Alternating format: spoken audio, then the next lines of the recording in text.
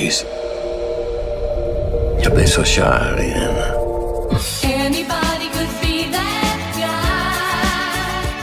Sa kausuhan ngayon ng mga panooring may temang tungkol sa mala fairy tale na love story ng isang mahirap na nakapag-asawa ng CEO ng isang malaking kumpanya, hindi nga maiiwasan ng marami ang maalala ang pakikipagrelasyon ng sobrang sikat na si Agneta Falskog ng ABBA sa kanyang stalker na isang forklift driver na si Gert van der Graaf, lalo na nga sa mga nakapanood ng huli nating video tungkol sa buhay ni Agneta. Isang pagkakataon na tila ba sa pantasya lang nangyayari, pero para sa isang Agneta Falskog isa nga yun sa parte ng kanyang buhay na itinuturing niyang isang napakalaking pagkakamali, at ang totoo ay pilit niya talaga itong ibinabaon sa limot. Pero kasama ang palad, walang sabi-sabi o walang paalam, noong May 19, 2023 ay biglang naglabas ng isang dokumentary ang Amazon Prime tungkol sa naturang makontrobersyang istorya ng naturang relasyon. Ang malala pa ay tanging sariling kwento nga lang ni Gert van der Graaf ang pinagbasehan ng kwento. Halika at ating himayin ang totoong nangyari. Bakit isa yun sa itinuturing na pinakamatagumpay na pagpasok ng isang sobrang obsessed na tagahanga sa buhay ng kanyang pinagnanasaang idolo? Bakit sa kabila ng hindi magandang ginawa ni Gert van der Graaf marami din ang humahanga sa kanya? Paano niya nga ba nagawang mapa-oo ang babaeng noon ay pinapangarap lang ng napakaraming kalalakihan? Bakit hanggang ngayon ay napapag-usapan pa rin ang naturang dati ay sikretong relasyon? Magugulat ka sa kasagutan sa katanungan na yan. Pero bago ang lahat inaanyayahan muna kita mag-subscribe at i-click na rin ang notification bell para lagi kang updated sa mga bago nating video. Maraming salamat mga idol!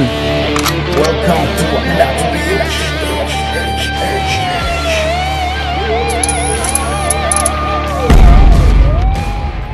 Noong late 70s ay isa si Agneta Falskog sa pinakasikat na personalidad sa mundo ng musika. Siya ang isa sa napakagandang boses sa likod ng mga kanta ng ABBA na nagkaroon ng kakayahang maiangat ang antas ng pop music at nagawang makapagbenta ng milyong-milyong kopya ng records. Dahil dyan ay hindi nga maitatangging sobrang dami ng mga tagahanga ang nangarap at nagpanta siyang siya ay makuha. Pero lingid sa kaalaman ng lahat bago pa nga dumating ang milyong-milyong tagahanga ng ABBA, lalo na nga ni Agneta meron ng bata na 8 taong gulang pa lang noon ang palihim ng isinumpang mapapasa kamay niya ang napakagandang babae sa telebisyon na noon ay pinapanood niyang kumakanta ng Waterloo sa 1974 Eurovision Song Contest.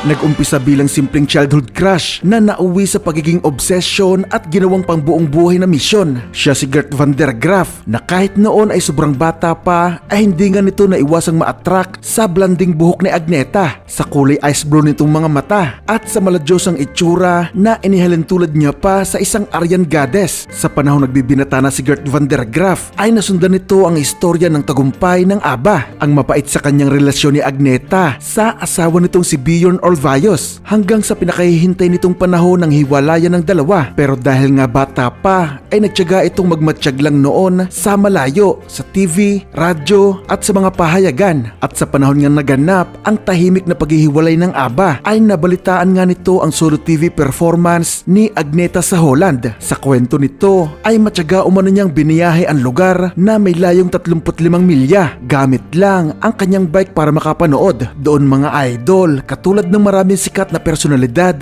sinabi nga ni Agneta sa kanyang mga tagahanga matapos ang kanyang performance na mahal niya ang mga ito. Pero para kay Gert van der Graaf, ang salitang I love you na yon ay sinabi ni Agneta para umano sa kanya at hindi sa kung kanino pa man. Nagpapatunay ito mga idol sa finding sa kanya kalauna ng isang psychiatrist na si Frederick Hedden na dumaranas si Gert van der Graaf ng erotomania, isang hindi pangkaraniwang kondisyon ng pag-iisip na pinapaniwala nito ang sariling in love sa kanya ang kahit sinong maisipan niya. Mostly ay yung mga sikat nga o mga idolo. Pero para sa isang Gert van der Graaf wala siyang sakit. Kahit kailan ay hindi nito tinatanggap na may problema siya sa pag-iisip. Kaya matapos ang pagtatanghal na yon ay nagpasya si Gert van der Graaf na gawin ngang misyon ang makalapit at makapasok sa buhay ng kinababaliwang si Agneta. Sa mga sumunod na panahon ay nabuhay nga ito mga idol sa isang pantasya. Nangolekta ito ng mga larawan at mga merchandise na may nakaprint na mukha ni Agneta. Ayon kay Gert van der Graaf na kahit mula siya umano sa isang masayang pamilya, hindi nito itinatanggi na madalas lang itong mag-isa na nabibilang lang sa daliri ang bilang ng kanya mga kaibigang nakakasama, na ang kanya umanong kabaliwan kay Agneta at pag-i-imagine na may relasyon ito sa kanya ay nakakatulong umano sa kanya para magkaroon ng purpose ang kanyang buhay. Dahan-dahan itong pinag-aralan ang kultura at maging ang salitang ginagamit sa Sweden kung saan nga nakatira si Agneta, at noong gumagaling na nga ito sa salitang Swedish ay nag-umpisa na nga rin itong gumawa ng mga sulat para kay Agneta. Hindi niya alam ang address nito noon, na ang tanging sinusulat niya lang sa sobre ay Anna Falskog, Sweden, kaya alam nitong walang kasiguraduhan na mababasa ni Agneta ang kanyang mga sinasabi sa sulat, pero wala itong pakialam. Patuloy lang nitong ipinapahayag ang kanyang gustong sabihin sa babaeng pinapantasya niya ng napakahaba na ring panahon, hanggang noong taong 1994 ay naisipan na nga ni Gert van der Graaf na ang mamuhay ng tahimik sa Netherlands ay wala na rin sa kanyang option. Nagsimula na itong magbiyahe ng ilang beses papuntang Sweden sa pag-asang makikita niya doon si Agneta. Wala itong pagod na nagtatrabaho bilang isang forklift driver para matustusan ang gastos sa kanyang ninanais at maisakatuparan ang kanyang pinapangarap. Kahit walang kasiguraduhan ay wala nga itong pagod na pumupunta sa iba't ibang kabayanan sa Sweden para basahin ang mga phone books sa pag-asang makikita nga nito ang numero ng telepono ni Agneta at magtanong-tanong na rin sa paligid sa pagbabaka sakaling may nakakaalam ng kanyang tahanan. Hanggang isang araw nga ay napadpad na siya sa Nittorp, isang kulay puti na farmstead sa Eckerö Island na matatagpuan sa Stockholm country, kung saan nga ay doon nagtatago si Agneta Falskog sa mata ng buong mundo. Hindi nagsayang ng oras noon si Gert van der Graaf. Agad ito nag-check-in sa malapit na hotel at nagsimulang mag-iwan ng mga sulat sa mailbox ng bahay ni Agneta para sabihin dito kung gaano niya ito kagusto. Naglalagay din ito minsan sa harap ng gate ng kung ano-anong regalo, Dutch tulips at cheese. Matyaga ito nakabantay lagi sa malayo sa pag-asang masusulyapan ang babaeng kinakabaliwan. Nakalaunan naman ay dumating na rin ang araw na matagumpay niya nga itong nakikita tuwing lumalabas, kaya masinsinan nitong minatyagan at pinag-aralan ang bawat kilos ni Agneta, kung anong oras ito lumalabas para maglakad-lakad at kung ano ang mga ginagawa nito. Tumagal ang ganong gawain ni Gert mga idol ng halos 3 taon, hanggang dumating na rin ang araw na magpasya na itong tumira sa Sweden. Umutang ito ng 45,000 pounds para makabili ng isang ramshackle wooden cabin, isang maliit na bahay na malapit lang sa bahay ni Agneta. At dahil nga magaling na rin itong magsalita ng Swedish, hindi na nga ito nahirapang maghanap ng trabaho para matustusan ang kanyang pang-araw-araw na pangangailangan. Kaya hindi nagtagal ay sinimulan niya na rin ang kanyang pinakamalaking misyon, ang isakatuparan ang pagpasok sa buhay ni Agneta, na noong panahong yun nga ay nasa pinakamababang parte ito ng kanyang buhay.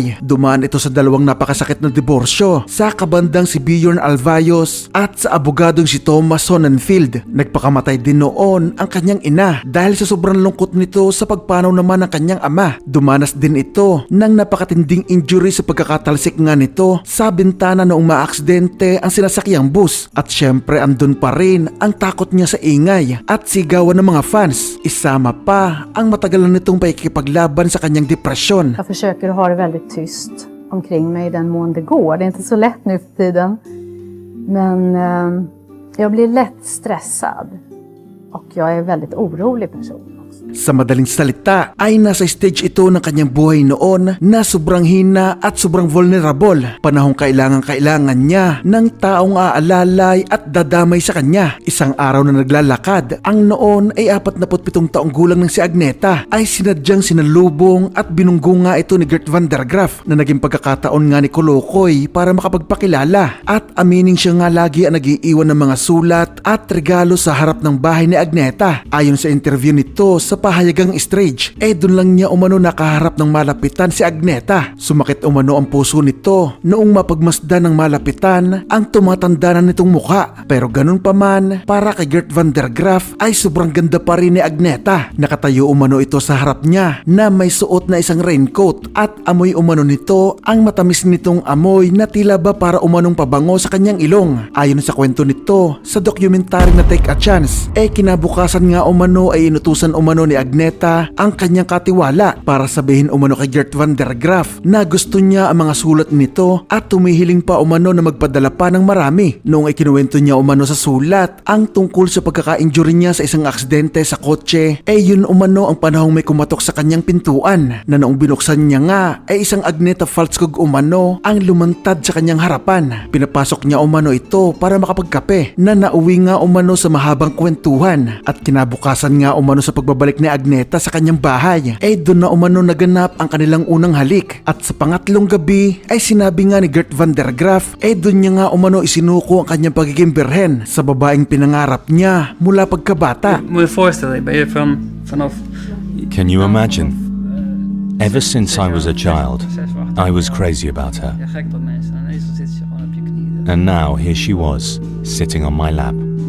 Iets wat je It was a dream. alleen maar kan dromen eigenlijk. Hindi na rin naging sekreto sa malalapit na tao kay Agneta ang naging relasyon niya noon kay Gert van der Graaf na halos lahat nga sila ay nagkaroon ng parehas na katanungan. Paanong nangyari na ang isang Agneta Faltskog na natapos ang relasyon sa dalawang high profile na mga lalaki ay bigla na lang pumatol sa walang pangalang Dutchman? Hindi naman magandang lalaki at wala rin namang may pagmamalaking talento at kakayahan sa buhay. Inamin naman ni Agneta sa mga pulis noong panahong humihingi siya ng proteksyon nadala umano siya sa sobrang atensyon at pag-aarugang ginagawa sa kanya ni Gert. Kaya dumating din sa puntong naisipan niya itong bigyan ng pagkakataon para mas makilala. Marahil nga, ika nga natin kanina mga idol, nasa ilalim nga ng matinding kalungkutan noon si Agneta at ginusto rin siguro nitong subukan ang makipagrelasyon sa isang ordinaryong lalaki lang na hindi magbibigay sa kanya ng problema na katulad ng nangyari sa nauna niyang dalawang naging asawa. Nakalaunan nga ay naging isa ito sa napakalaking pagkakamali na desisyon ni Agneta. Hindi na rin kasi nagtagal ay nakita na nito ang totoong kulay ni Gert van der Graaf. Habang dumadaan ang panahon ay mas nagiging possessive ito, nakakasakal, tapos natuklasan pa nito ang lahat na planado at kalkuladong lahat ni Gert van der Graaf ang pagpasok sa buhay niya. Naramdaman niyang hindi pala romantic partner ang kanya kinakasama, kundi isa pala itong sobrang obsessed na fanatiko. Sa huli, sa loob nga ng 2 taong relasyon ay nagpasya na si Agneta na tapusin na ang kabaliwang nangyayari. Nakipag-break ito kay Gert na hindi naman nga nito natanggap na pinagpipilitang silang dalawa ay tunay na soulmates. Oo, wala itong nagawa kundi lumayo pero bumalik ito sa pagiging stalker na sa pagkakataon na yon ay mas naging agresibo pa. Madalas itong makita na umaaligid lagi sa bahay ni Agneta. Nag-iiwan ng sobrang daming mga sulat. Mayat maya rin itong tumatawag sa telepono ng bahay at lumalapit pa ito sa kanya tuwing nakikita siya na lumalabas. May pagkakataon pa umano noong gabi ng Kapaskuhan noong 1999 ay basta na lang umanong nakita ni Agneta si Gert van der Graaf na nakatayo sa harap ng kanyang bintana. Natakot noon si Agneta para sa kanyang kaligtasan kaya kahit ayaw nitong lumabas sa publiko ay napilitan nga itong lumapit sa mga pulis para humingi ng proteksyon. Taong 2000 ay inaresto na nga si Gert van der Graaf sa kasong harassment at trespassing. Pinagbawalan din itong lumapit kay Agneta na sinundan pa ng pagpapadeport dito pabalik ng Netherlands. Syempre sumabog ang balita noon ng pagkakaroon niya ng relasyon sa naturang stalker na gumawa nga ng ingay sa media at naging usap-usapan ng kanilang mga tagahanga na lalo nga mas naglagay kay Agneta sa mas matindi pang pag-iwas sa mata ng publiko. Lalo na nga at hindi naman sinunod ni Gert van der Graaf ang batas. Sa pagitan ng taong 2000 at 2003 ay ilang beses na naglabas-pasok si Gert sa Sweden para subukan na makalapit muli kay Agneta na naging dahilan nga para muli itong maaresto at tuloy na ngang pinagbawala na makapasok ng bansang Sweden. Sa mga interview ni Gert noon sa Netherlands ay patuloy nga nitong ipinapakita ang patuloy niyang pangongolekta ng ABBA memorabilias at dinidiing ang pag-ibig nila ni Agneta ay totoo at hindi pa natatapos. Kahit lumipas pa nga ang mahaba pang panahon ay hindi nga nawala sa isip ni Gert van der Graaf ang gumawa pa rin ng paraang makalapit kay Agneta. Ayon sa isa nitong kaibigan na si Lene Verksvenkerud ay nabanggit umano ni Gert sa kanya na inabot nga umano ng 2 hanggang 3 taon ang paggawa nila ng dokumentary ng Amazon Prime na Take a Chance dahil ito ang naging paraan ni Gert para ipaalam kay Agneta na totoo ang kanyang nararamdaman na ang naturang dokumentary umano ay isang sulat niya kay Agneta para maisipan nitong bumalik sa kanya kahit man lang isang kaibigan. Pero kabaligtaran naman ang nangyari dahil noong malaman ni Agneta ang tema ng naturang dokumentary ay ginawa nga nito to ang lahat para pigilan ang pag-ere nito. Pero kasamaang palad ay inilabas nga ito ng Amazon Prime noong May 19, 2023. At hanggang ngayon nga, kung miyembro ka ng Amazon Prime ay libre mo itong mapapanood sa kanilang platform. Sa edad ngayon ni Gert van der Graaf na 60 taong gulang ay nananatili pa rin itong nabubuhay sa kanyang pantasya. Oo mga idol, patuloy pa rin itong obses sa ngayon ay 76 na taong gulang nang si Agnetha Faltskog. Kaya kung kakalkulahin natin mga idol, ay umaabot na nga ang kanyang kabaliwan kay Agnetha ng mahigit ng 5 dekada. Imagine mga idol kung gaanong kahirap yon, yung umaasa ka sa wala ng mahigit sa 50 taon. Parang ikaw, umaasa ka pa ring mahal niya kahit ang sakit-sakit na. Nagustuhan mo ba ang video natin ngayon? Kung oo, ay huwag mong kakalimutang mag-subscribe at i-click ang notification bell para lagi kang updated sa mga bagong kwento na tatalakay sa mga paborito mong banda. Paki-like na rin itong video bilang suporta sa ating channel. Maraming salamat sa inyong panonood.